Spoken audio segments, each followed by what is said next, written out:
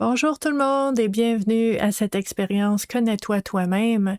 C'est un moment privilégié qu'on passe ensemble toutes les semaines, le dimanche vers 11 heures, heure du Québec, où je suis. Et puis, en fait, ça fait plus que 7 ans qu'on est ensemble tous les dimanches pour faire cette activité-là qui nous permet de faire des prises de conscience, de voir plus clair dans ce qu'on vit, dans les situations qu'on vit aussi dans nos relations pour permettre, de faire des ajustements des fois, de s'aligner un petit peu plus, de vivre avec plus de cohérence au niveau de nos choix et de nos décisions suite à ces prises de conscience-là. Donc, si vous êtes ici sur la communauté Vivre à coup de cœur, c'est parce que vous aimez tout ce qui touche au bien-être et à la santé mentale. Donc, moi, mon nom, c'est Stéphanie. Et puis, moi, j'accompagne les gens dans leur cheminement personnel à titre d'intervention psychosociale depuis 29 ans maintenant. J'accompagne les gens et j'aime ça le dimanche vous accompagner avec un outil symbolique qui est vraiment utile pour nous aider à explorer des zones un peu plus floues qu'on porte en nous. Donc, on utilise des jeux de cartes oracle pour nous aider à voir plus clair dans ce qui se passe en nous, nos états, nos émotions, dans différents éléments dont on n'est pas nécessairement conscient et qui ont un impact dans notre vie quand même à tous les jours, même si on n'en est pas conscient. Donc aujourd'hui, on va utiliser un jeu de cartes qui s'appelle Sagesse et puissance de la communication non violente. Donc, on va explorer la communication non violente avec un jeu de cartes. C'est un jeu créé par Anne Van Stappen et dans le boîtier, il y a un petit livret dont on ne se sert pas parce que dans l'activité Connais-toi toi-même, on veut apprendre à faire confiance à notre propre instinct, à notre intuition.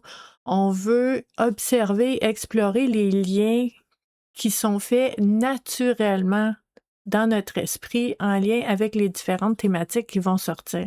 Donc, ce n'est pas nécessairement de lire la réponse dans un livre ou d'aller chercher l'interprétation d'une tierce personne. On veut vraiment voir ce que ça vient faire résonner pour nous, ces différentes thématiques-là. Donc, c'est comme ça qu'on utilise les jeux de cartes. Ces cartes-là, ça ressemble à ça ici. Donc, très beau. On a notre chacal, notre girafe. Et on a les petites colombes. Et il y a différentes thématiques. Thématiques, images et propositions de réflexion. Donc, on a des cartes d'empathie, on a des cartes pour apprendre à dire non, à quel moment on dit non, comment on dit non, qu'est-ce que ça veut dire quand on dit non. On a des notions de base dans ce jeu de cartes-là. On a des cartes d'auto-empathie, donc l'empathie envers soi-même. On a quoi? On a des cartes de colère, parce que la communication quand on est en colère, c'est aussi important et d'autant plus parce que souvent, nous-mêmes et les autres, tu sais, on est inconfortable avec notre propre colère et on est souvent inconfortable avec la colère des autres. Donc, c'est très précieux d'avoir des cartes de colère pour nous aider dans notre réflexion. À part de ça, on a des cartes de gratitude et y a-t-il d'autres choses? Empathie, notion de base, empathie, gratitude, colère, auto-empathie. Bon, c'est ces thèmes-là qu'on a. Oui, puis la carte, encore une fois, pour dire non et à quel moment. Donc, si la communication non violente, ça vous intéresse, c'est vraiment un jeu de cartes intéressant pour aider à explorer les différentes facettes de ce type de communication-là. Donc, ce qu'on va faire, c'est que je vais prendre les cartes, on va les brasser en ayant l'intention que les 3 thématiques qui vont ressortir soient déclencheurs de prise de conscience qui soient vraiment intéressantes, pertinentes et importantes pour toutes les personnes qui sont ici, maintenant, en temps réel, pour faire cette activité-là, mais aussi pour toutes les personnes qui vont avoir l'instinct ou l'intuition de cliquer sur cette vidéo-là à différents moments, dans quelques heures, dans quelques jours, dans quelques mois, dans quelques années même. Parce que, en fait, le fait qu'on enregistre cette activité-là en avance, ça fait en sorte que Facebook ne va pas supprimer la vidéo après 30 jours. Donc, on aime ça, on veut que ça reste accessible, on veut que ça reste vraiment présent pour les personnes au moment où est-ce qu'ils ont besoin de cette réflexion-là. Donc, le truc qu'on a trouvé pour ne pas être supprimé après 30 jours, c'est d'enregistrer en avance et de mettre ces activités-là dans l'onglet vidéo de la communauté Vivre à coup de cœur, aussi sur ma chaîne YouTube, qui sont toutes là si vous avez besoin. Donc, on va sortir 3 cartes et on va explorer les différentes thématiques proposées pour aujourd'hui. Puis on fait ça ensemble. Donc moi, je vais vous proposer différents aspects, différentes facettes qu'on peut explorer en lien avec ces thématiques-là. Et vous, dans les commentaires, vous allez pouvoir soit répondre à certaines questions qui vont évoquer une réponse en vous, ou peut-être aussi, ça peut vous questionner. Donc, de nommer des questions, c'est très intéressant aussi dans un cheminement pour approfondir certaines questions. Ça se peut aussi que vous voyez un autre angle complètement différent en lien avec ces thématiques-là. Donc, je vous invite aussi à partager dans les commentaires parce que c'est comme ça qu'on va ouvrir plein de portes, on va avoir plein de filons pour aller poursuivre la réflexion, tout dépendant de où est-ce que chaque personne est rendue, puis qu'est-ce qui vous interpelle quand vous lisez dans les commentaires, puis dire « Oh, ça me parle, donc je continue là-dessus ».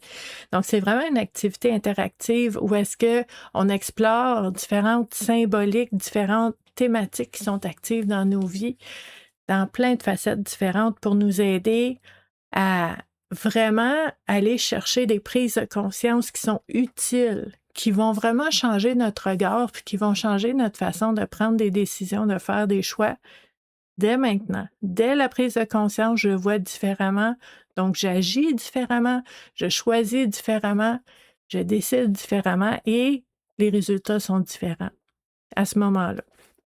Donc, c'est pas magique, c'est la prise de conscience qui fait qu'on change un peu notre façon d'être, de réagir, de voir les choses, et c'est ça qui va changer les événements, les situations, notre état, nos émotions dans le présent, maintenant. OK. Ah, c'est drôle, quand je vous montrais les différentes cartes, là, il y en a une qui est sortie. Je ne vous l'ai pas montrée en exemple, donc on va la regarder maintenant. Honnêteté ou assertivité. OK. Donc, ça, ce que c'est la capacité à observer et à reconnaître ce qu'on porte en nous et ensuite d'être capable de le nommer, de le verbaliser, de l'affirmer. Donc, ça, c'est la thématique générale. Puis ici, on nous propose d'explorer. M'affirmer de façon humaine consiste à m'exprimer pour et pas contre. C'est pour mes besoins et mes valeurs et pas contre l'autre. Il vaut donc mieux que je dise à l'autre ma vérité plutôt que de lui asséner ses 4 vérités. OK. Un peu d'humour dans cette carte-là. Donc, en fait, on nous invite à explorer notre capacité à s'exprimer, à communiquer de façon assumée. OK? Puis, ça peut être confrontant hein, quand on explore la communication non violente, puis la façon de communiquer de façon saine, de façon consciente, de façon assumée. C'est pas facile à faire. C'est pour ça qu'il y a des cours de communication, puis on apprend comment communiquer, puis tout ça, parce que c'est pas naturel. Puis ça peut être confrontant des fois. Donc, en ce moment, ce qu'on nous invite à explorer, c'est notre façon de communiquer. Est-ce qu'on a tendance à communiquer pour nommer nos besoins et imposer nos besoins? Est-ce qu'on laisse de la place à l'autre? Pas pour nous convaincre ou pour nous faire changer d'idée, mais pour avoir des besoins différents des nôtres. Est-ce qu'il y a de la place pour ça dans nos conversations? Quand vous pensez aux différentes conversations que vous avez vues avec des personnes, est-ce que vous voyez que vous avez tendance à peut-être être sur la défensive, à défendre votre point, à avoir tous les arguments, à avoir réfléchi à toutes les possibilités de ce que cette personne-là pourrait vous dire comme argument, puis d'avoir des contre-arguments. Est-ce que vous êtes prêt? Est-ce que vous êtes préparé? Avez-vous un dossier avant de parler à cette personne-là? là, on n'est pas dans la spontanéité, on n'est pas non plus dans je nomme et j'exprime ce que moi j'ai besoin. On est dans faut que je défende mon point, faut que je défende mon honneur, faut que je défende mon besoin d'avoir raison, faut que je défende ma réputation, ma crédibilité, mon image. On est en mode défense à ce moment-là. Donc, ce qu'on nous propose dans cette réflexion-là, ce n'est pas tant de se défendre ou de vouloir avoir tous les arguments et d'avoir raison, mais c'est plutôt de simplement nommer ce qui est important pour vous, vos valeurs, vos besoins, sans parler de l'autre. Et c'est pas j'ai besoin de ça parce que toi tu fais jamais ou tu fais toujours, puis j'aime pas ça, puis ça m'empêche de. C'est pas ça. C'est moi j'ai besoin de ça. Point. Point. On n'est pas obligé de justifier, pas obligé d'expliquer pendant 100 ans, pas obligé d'avoir des bonnes raisons. Ton besoin, il est légitime, même si tu n'es pas capable de l'expliquer. J'ai besoin de ça. J'ai besoin de ça. Je suis malheureuse parce que j'ai pas ça. Je ne sais pas pourquoi. Je peux pas te l'expliquer. J'ai pas de raison. Mais je suis pas là pour négocier. Je suis là pour te dire, voici mon besoin. Voici comment je me sens. On n'est pas obligé d'expliquer. Puis là, vous allez me dire, oui, mais ils vont poser des questions. Absolument. Absolument. Quand on n'est pas habitué de communiquer de façon saine et consciente, on a tendance à jouer au ping-pong dans nos conversations. Fait que c'est un, c'est l'autre, c'est mon tour, c'est ton tour, puis c'est chacun notre tour. Normalement, les conversations sont comme ça. Puis oui, à ce moment-là, si la personne ne comprend pas, va te poser des questions. C'est correct? On a le droit de poser des questions. Ils ont le droit de poser des questions. Toi, tu décides si tu réponds ou pas. Tu décides ce que tu réponds. Puis moi, souvent, en fait, si vous avez déjà eu un accompagnement avec moi, un individuel, on a sûrement déjà parlé. Quand on a des conversations comme ça, ce n'est pas une négociation. Ce n'est pas une discussion. On ne va pas en parler. Je t'informe. Je t'informe de quelque chose. C'est ça l'objectif. Donc, il n'y en a pas de ping-pong, là. Il n'y a pas de back and forth, là. C'est moi, j'ai besoin de dire ça. Puis là, la personne, c'est sûr qu'elle a le droit, elle aussi, de parler. C'est ça, la communication saine. Mais c'est pas... On n'est pas là pour essayer de se convaincre ou se faire changer d'idée. On veut nommer ce qu'on a besoin. Et ce n'est pas contre l'autre personne. C'est moi, j'ai besoin de ça. Moi, je me sens comme ça. C'est pas égoïste. C'est dans la communication, c'est je parle de moi, de mon expérience, de ce que moi je vis. Je l'affirme, je le reconnais, je l'observe, je le reconnais, je le vois en moi-même, puis je suis capable de le nommer à quelqu'un d'autre. C'est pas toujours facile, mais dans cette carte-là, ce qu'on nous propose d'explorer, c'est justement cette honnêteté envers soi-même, mais aussi l'assertivité de dire je suis capable de le nommer à quelqu'un d'autre. Quand c'est important, tu n'es pas obligé non plus, là. Mais quand c'est important, est-ce que je suis capable d'affirmer ce que je vis, ce que j'ai besoin, qu'est-ce qui accroche mes valeurs en ce moment, qu'est-ce qui graphine en ce moment, puis que je suis pas bien, de façon saine. On n'est pas là pour se battre, on n'est pas là pour se disputer, on n'est pas là pour gagner, on n'est pas là pour jouer au ping-pong. Je te dis, c'est ça que je vis maintenant. Ça va peut-être changer, mais maintenant, c'est ça que je vis. À mon sens, à moi, ça fait un beau point de départ dans une relation pour, tu sais, même si on ne comprend pas pourquoi l'autre personne se sent comme ça, même si on est triste, on est déçu, puis on ne voudrait pas que la personne se sente comme ça, mais autant le savoir, c'est vrai.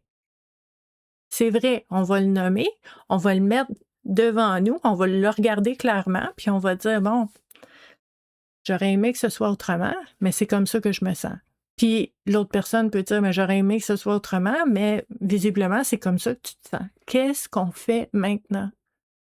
Là, on peut construire quelque chose, on peut essayer des choses. Mais il faut arrêter de se justifier, puis de négocier, puis de se battre. Il faut s'écouter. Parce que même si on n'aime pas ça,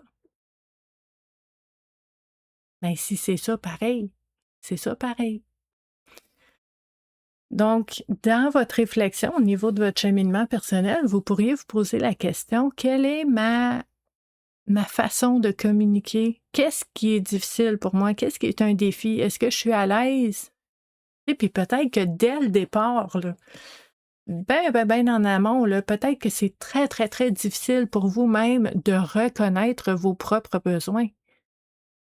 Oublie le fait de les nommer aux autres, je ne sais même pas c'est quoi moi-même.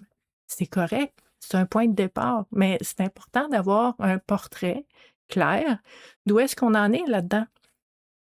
Peut-être que vous reconnaissez vos besoins, vous les accueillez, vous les acceptez, vous dites, j'aimerais mieux que ce soit autrement, mais visiblement, c'est comme ça que je me sens, je l'accueille, je l'accepte, mais il faut que je me mette un sourire, puis il ne faut pas que ça paraisse, puis je ne veux pas déranger, puis je ne veux pas faire de peine, puis là, plein de raisons pourquoi moi je le sais, mais personne ne va le savoir. Il faut que je sois forte, il faut que je sois professionnelle, il faut que je sois de l'image de la femme, la mère, la sœur, la conjointe, tu veux garder l'image, peu importe, il y a plein de raisons. Peut-être que c'est là que tu es rendu, toi. Tu vois, tu sais, mais le montrer, pas facile. Peut-être le dire, pas facile, une autre barrière. Ben, c'est correct. C'est correct. Ce qu'on veut, c'est se voir clairement. Puis bien cerner où est-ce qu'on est dans cette capacité de s'affirmer. S'affirmer, de dire notre vérité, de comment on se sent, sans justifier, sans se sentir coupable, sans attaquer, d'être capable de dire. Donc, où est-ce que vous en êtes là-dedans? Là? Où est-ce que vous êtes rendu là-dedans? Qu'est-ce qui est facile pour vous? Qu'est-ce qui est plus un défi pour vous? Puis, il y a certaines personnes qui vont dire, moi, j'y arrive, généralement, mais avec, par exemple, mes enfants, ou avec mon conjoint, ou avec une figure d'autorité, un patron, quelqu'un, là, je parle plus, puis je m'écrase, puis j'écrase mes besoins, puis j'encaisse, puis je fais du ressentiment, puis un jour, pouf, je pète une coche. Je pète un plomb, je saute un plomb. Ça arrive. Puis je vous dis pas qu'on change tout ça du jour au lendemain, mais ça commence avec une prise de conscience. Il faut voir clair. Donc, sont où vos défis? Sont où vos victoires, hein? Aussi. Parce que peut-être que ça a été très, très, très difficile tout ça par le passé, mais là, il y a peut-être un élément que vous arrivez à apprivoiser plus facilement maintenant. Bien, on va se féliciter de ça. On a travaillé fort, on s'est pratiqué. Puis là, maintenant, on a moins peur de faire une de ces étapes-là. On va se féliciter, puis on va apprécier le chemin parcouru, puis on va continuer à explorer qu'est-ce qu'on a besoin d'explorer pour être encore plus à l'aise dans ces conversations-là qu'on veut avoir avec honnêteté. Donc, pas contre l'autre, pas en parlant de l'autre, mais en parlant de moi, pour moi, de ce que moi j'ai besoin pour être bien, pour être heureuse. Pas parce que toi tu fais ou toi tu fais pas ou toi tu fais jamais ou non. Ça aide pas. Et je sais que vous le savez, hein? On pense à des conversations, c'est comme dans tous les films qu'on voit là, dans les relations. Ou est-ce qu'il y a une personne qui est pas bien, puis qui commence à s'emporter, puis que l'autre, que ce soit un homme, une femme, peu importe, l'autre va dire « Ben voyons, calme-toi ou relax. » Est-ce que ça fonctionne? Jamais dans toute l'histoire, ça a aidé quelqu'un à se calmer, de se faire dire de se calmer. Jamais, jamais, jamais, jamais ça marche. Jamais. Pourquoi on fait ça? Calme-toi, respire par le nez. Hey, ça fait pogner un nerf. Encore plus! Ça marche pas. C'est vraiment d'accueillir ce qui est là, même si c'est inconfortable. De dire, j'aime pas ça, je sais pas quoi faire avec ça, je suis pas à l'aise avec ça, je sais pas ce que tu veux de moi. Je veux juste te dire comment je me sens. OK, me l'a dit. Puis là, on verra qu'est-ce qu'on va faire après. Mais ce n'est pas une négociation. C'est une information. Puis ça, si ça peut être un truc qui peut vous rester en tête les prochaines conversations que vous allez avoir qui sont un peu plus difficiles, ça peut vous aider. C'est-à-dire, je ne suis pas là pour jouer au ping-pong, là, c'est pas une négociation, c'est pas une discussion, c'est une information. Je t'informe, je t'avise, je te dis que c'est comme ça pour moi en ce moment. Point. Puis au début, quand on commence ça, c'est un peu étrange parce qu'on n'est pas habitué de communiquer comme ça. Mais c'est vraiment, vraiment, tu sais, c'est soulageant, c'est plus léger parce que tu demandes rien. Tu demandes rien à l'autre, tu veux juste nommer de quoi toi tu as besoin, comment tu te sens. Et après, on verra. Mais c'est une première étape. Donc, qu'est-ce que ça vous dit à vous, cette thématique-là, et comment elle est active dans votre vie? À quel moment c'est plus facile ou plus difficile pour vous de vous affirmer de cette façon-là? Toutes ces prises de conscience-là, ça peut être précieux parce que vous allez voir un petit peu où est-ce que ça va bien, puis où est-ce qu'il y a, je vais dire, une petite fragilité, une petite vulnérabilité, où est-ce que c'est pas facile dans ces circonstances-là ou avec ces personnes-là. Donc, c'est très précieux de le savoir. Autant le savoir que de subir et de réagir sans comprendre qu'est-ce qui se passe. Quand vous savez que vous êtes fragile, on peut être un peu plus doux envers soi-même, prendre notre temps, puis d'aller doucement, de s'accompagner dans ces moments-là parce qu'on sait que c'est pas facile. Si on n'en a pas pris conscience, bien là, on vit plein d'affaires, on subit, puis on comprend pas. Donc, d'où l'importance de se connaître soi-même. Hein? C'est pour ça qu'on fait ça, cette activité-là. Maintenant, deuxième carte, c'est une carte de notion de base. Une notion de base de la communication non violente. Donc, on nous dit ici, j'ai toujours le choix, même si parfois ce choix est limité ou inconfortable. Au minimum, j'ai le choix de mes pensées et de mes interprétations des événements. Selon mon regard sur un événement, j'ai le pouvoir de l'empirer, de l'alléger ou de l'embellir. Le pouvoir de la perception qu'on a des choses, le pouvoir de l'interprétation qu'on fait des événements et des situations. Donc, on revient à notre notion de base, j'ai toujours le choix. Ça, je sais, ça peut être très confrontant pour plusieurs personnes parce qu'il y a des situations, des défis, même des épreuves qui sont importantes, qui sont graves, où est-ce qu'on se sent piégé, pogné, prisonnier, puis qu'on n'a pas tant de choix. Ça arrive. Mais remarquez, j'ai dit on n'a pas tant de choix. Bon. Des fois, les choix qu'on a, c'est pas la mer à boire, là. Il n'y a rien d'extraordinaire là-dedans. Des fois, tu as comme ton premier choix, ton deuxième choix, ton troisième choix, mais tu n'en as pas de ça, là. Les choix qui te restent, là, c'est comme les moins pires. Ou tu choisis le moins pire de ce que tu as, mais il n'y a rien là-dedans que tu aurais choisi dans un catalogue, tu comprends? Il n'y a rien que tu aurais commandé là-dedans, là. Mais dans les choix qu'on a, qu'est-ce que je peux faire maintenant, ici, maintenant? Quel est le choix que je peux faire il y a deux choses, qui va me rapprocher de ce que je veux ou qui va m'éloigner un peu de ce que je veux pas. Puis je vous dis pas que c'est idéal. C'est pas des choix pour célébrer puis faire un party, là. C'est un choix avec ce que j'ai en ce moment. J'ai pas grand-chose. Qu'est-ce que je peux faire pour ne pas empirer ma situation? Quel est le choix qui va m'aider à alléger une petite affaire ou à ne pas empirer ce que je vis maintenant? Des fois, c'est ça, là. Donc, on ne dit pas que les choix sont toujours extraordinaires et parfaits. On dit que les choix sont là. Il y a des décisions à prendre. Tu sais, il y a des choix à faire où est-ce que c'est pas toujours confortable, c'est pas toujours ce qu'on aurait voulu, mais on peut quand même décider quelque chose qui va, des fois à peine, changer la trajectoire, presque pas, mais c'est un moment où est-ce que la vie me propose un choix, je vais le prendre ce moment-là. Je vais en profiter. Moi, quand la vie veut me proposer des choix, des options, là, même si il n'y a rien là-dedans que je veux, ben gratitude d'avoir des choix. Déjà, minimum, là, à la base.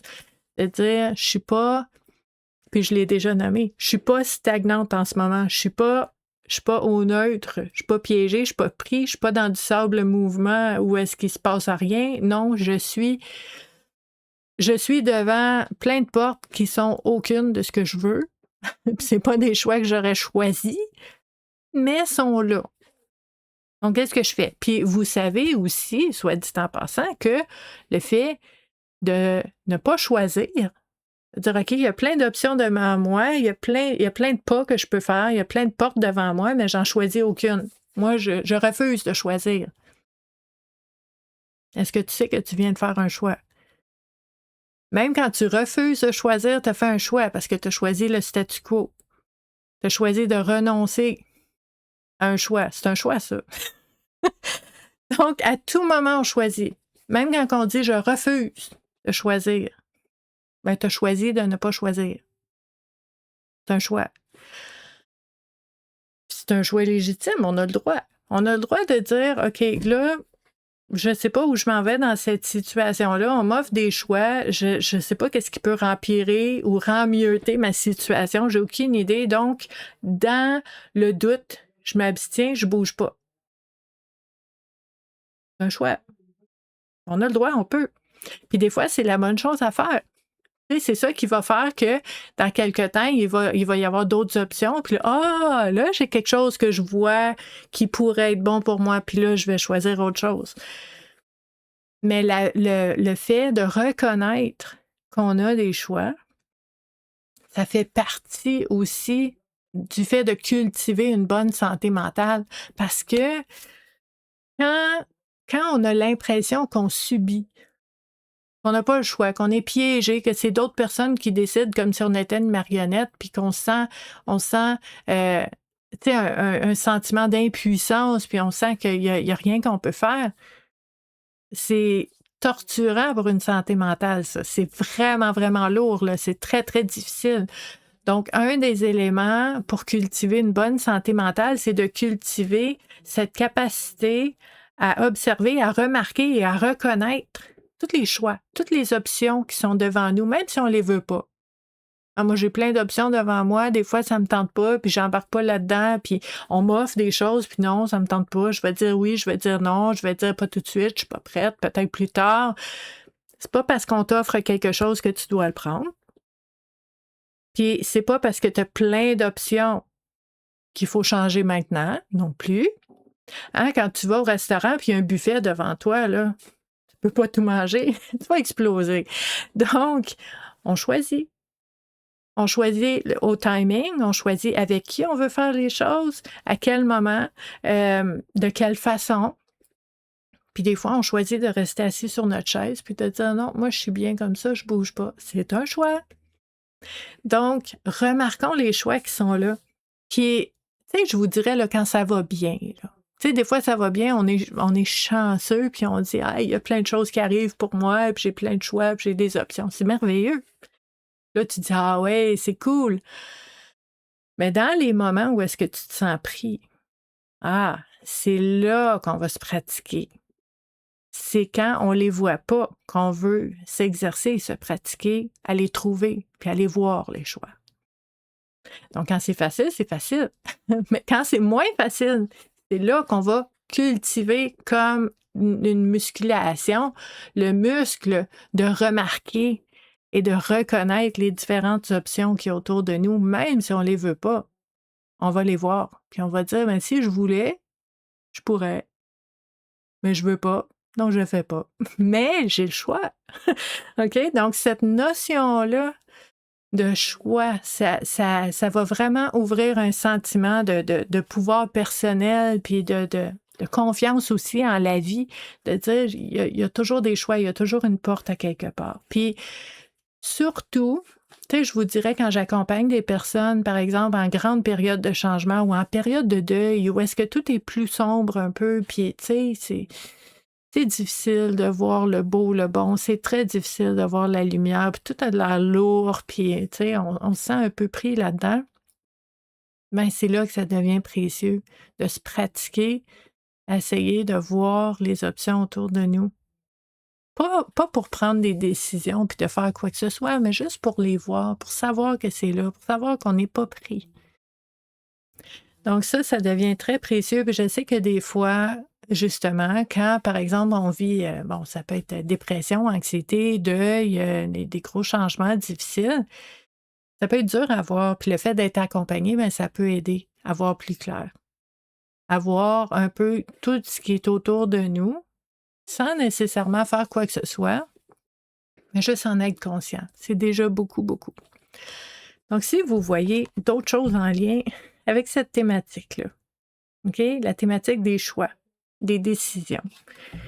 Si vous avez des questions par rapport à ça, ou si vous avez des souvenirs ou des images qui vous reviennent d'un moment où est-ce que vous étiez vraiment pris, là, puis ça allait pas bien, puis comment vous avez fait pour ouvrir un peu cette perception-là, pour voir un peu plus large que la souffrance qui était là dans le moment. Ça aussi, ça devient très, très, très précieux de partager ça ensemble. Ah, notre troisième carte, c'est une carte d'auto-empathie. Donc, empathie envers soi-même, je dirais aussi bienveillance envers soi-même. Donc, de bien s'accompagner, d'être un allié pour soi-même, d'être un ami pour soi-même, de ne pas être trop dur envers nous-mêmes. On est là-dedans. Donc, cette carte-là nous propose d'explorer. Il est essentiel de me relier aux raisons profondes pour lesquelles je fais les choses, afin de les accomplir par élan plutôt que par devoir. Oh! Et ça, j'aime ça. Ça, j'adore ça. Il est essentiel de me relier aux raisons profondes pour lesquelles je fais les choses afin de les accomplir parce que ça me tente, parce que j'ai goût, parce que ça me passionne, parce que je suis enthousiaste et non pas parce qu'il faut ou je dois. Ça, c'est super intéressant comme réflexion. Ce qu'on pourrait faire à ce moment-là, c'est dans notre cheminement personnel, dans notre cahier, on pourrait nommer, par exemple, les différents endroits, les sphères de ma vie où est-ce que je me sens obligée. Quelles sont mes obligations, mes responsabilités, tu sais, des choses que je dois faire, mais que j'adore pas ça. Tu sais, bon, faut que je fasse la vaisselle, faut que je fasse un ménage, faut que j'aille chercher un colis, faut que j'aille travailler, faut que il y a plein de choses à faire. OK? Puis à ce moment-là, de nommer aussi les choses que vous allez faire, mais que vous avez hâte de faire. J'aille au camping, il faut que j'aille préparer. Je vais avoir une nouvelle voiture bientôt. Il faut que je prépare la voiture. Tu sais, il faut, mais ça va être le fun. C'est quoi la différence? La différence, c'est qu'est-ce que je fais? Est-ce que ça me tente de le faire? Tu sais, il y a certaines tâches ou des choses qu'on doit faire, mais qui nous attirent comme un aimant. C'est comme, oh, j'ai hâte. Hey, si jeudi pourrait arriver. Ah, si tel moment pouvait arriver plus vite. Ah, j'ai tellement hâte. T'as encore quelque chose à faire, mais t'as hâte. Ou ça te tente.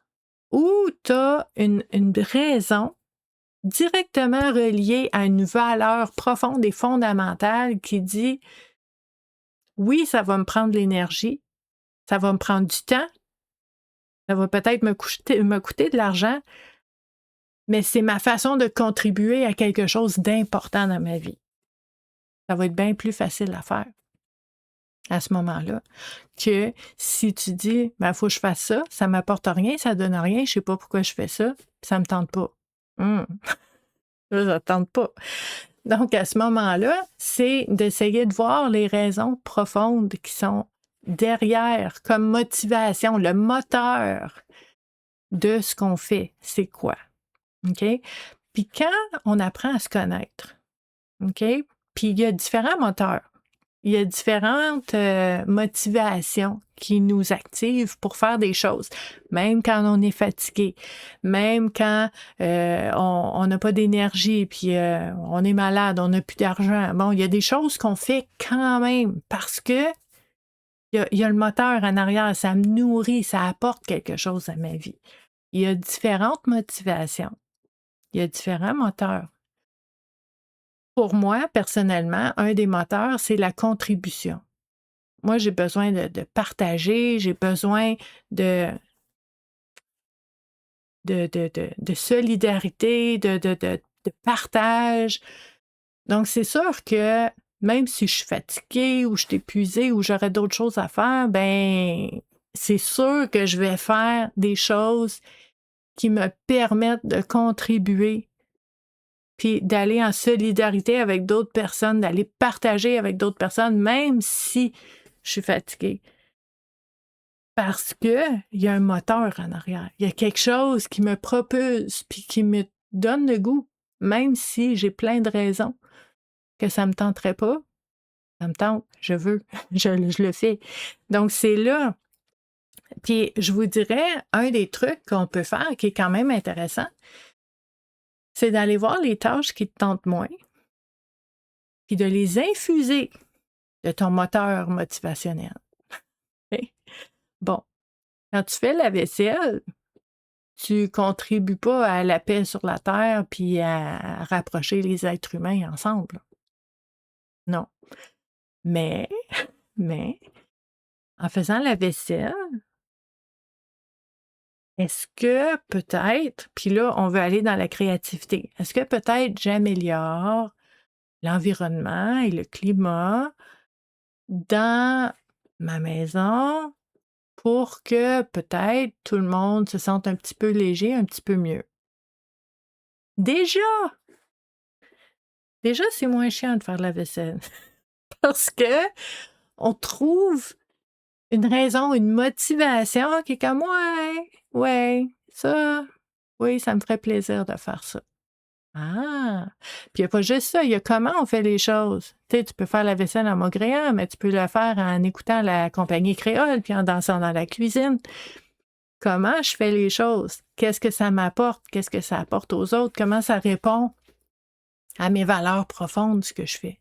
Donc, à ce moment-là, on n'est pas dans l'obligation et le devoir. On est dans cette tâche-là que je fais est un moyen de répondre à un besoin que j'ai. Belle gymnastique mentale. Mais c'est ça qui est magnifique, c'est que notre créativité puis notre cerveau, il est capable de voir différents angles. C'est juste que souvent, on est sur le pilote automatique. Puis on se pose pas de questions, puis on répète. On fait les mêmes choses. On est vraiment dans l'habitude, là. Là, ce qu'on veut faire, c'est essayer de voir les choses autrement, d'infuser une autre motivation derrière les gestes qu'on pose automatiquement, naturellement, derrière les tâches, les responsabilités, les obligations qu'on a, le sentiment de devoir, mais on va aller l'infuser d'une motivation qui va nous donner le goût de le faire. Puis si vous me regardez, là, puis vous faites « pas sûr », mettez-vous au jeu. On perd quoi à l'essayer? On perd quoi à l'essayer? Juste de voir si vous êtes capable d'infuser une autre motivation, une autre interprétation de cette tâche-là pour qu'elle soit moins lourde. Pourquoi pas? Parce que on va devoir la faire quand même, autant la faire d'une façon qui nous apporte plus de légèreté. Donc ça, c'est notre capacité de créativité qui nous permet de faire ça. C'est magnifique. Si vous voulez brasser des idées, là, on peut faire ça. Vous pouvez même me nommer dans les commentaires là, des tâches que vous dites. Comment je peux rendre ça vraiment en lien avec mes valeurs ou quelque chose qui va me motiver? Lancez-moi un défi, mettez-moi ça dans les commentaires, on va brasser des idées. Parce que c'est possible. Nous décidons comment on perçoit les choses et comment on interprète les choses. C'est nous autres qui mettons une étiquette là-dessus, là. Changeons l'étiquette pour que ce soit moins lourd ou plus léger. un des deux. Donc, si vous avez des questions aussi en lien avec cette thématique-là, vous pouvez la laisser dans les commentaires. Et si vous aimez ça, cette activité-là, vous pouvez vous joindre à nous tous les dimanches. Comme je vous disais, ça fait 7 ans et demi tous les dimanches qu'on est ensemble pour explorer différentes thématiques en lien avec cette expérience-là d'apprendre à se connaître nous-mêmes. Dans l'activité Connais-toi toi-même, vous pouvez la partager aussi sur vos réseaux sociaux pour que les personnes qui pourraient en bénéficier puissent savoir que ça existe. Et si ça vous apporte quelque chose, si ça vous fait du bien, en fait, cette activité-là, les réflexions qu'on fait ensemble ou toutes les publications que je vous partage à tous les jours de l'année pour vous aider à explorer différentes thématiques en lien avec votre bien-être, votre santé mentale, bien, vous pouvez aussi me faire une petite contribution. En fait, à quoi ça sert, ça, ces contributions-là? C'est pour continuer d'offrir du contenu gratuitement. C'est important pour moi que la santé mentale soit pas juste accessible aux personnes bien nanties. Je veux que ce soit accessible à tout le monde, abordable. Donc, la gratuité, bien, vous pouvez m'aider à continuer d'offrir beaucoup de gratuits comme ça, en faisant une petite contribution comme vous voulez. Donc, j'apprécie beaucoup. Et ben, je vous dis à dimanche prochain pour une autre activité Connais-toi toi-même. Et d'ici là, passons une très belle journée. Je vous aime beaucoup et je vous dis à la prochaine. Bye!